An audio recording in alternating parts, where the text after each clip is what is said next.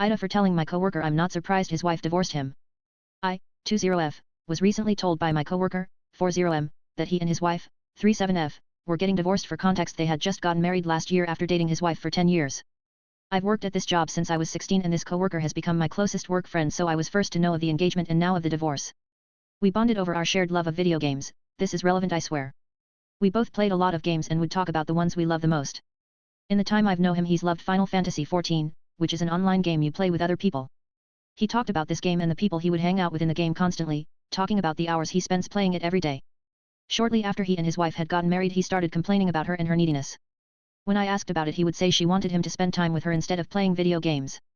I had told him at the time that he should be making time for his wife, but he ignored me.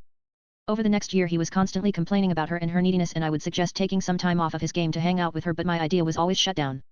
Eventually I got fed up with him and asked him to stop bringing it up with me, and he did for about 2 months. That's when he told me about her asking for a divorce. I casually mentioned that I wasn't surprised that she was divorcing him, seeing as he loved Final Fantasy more than her.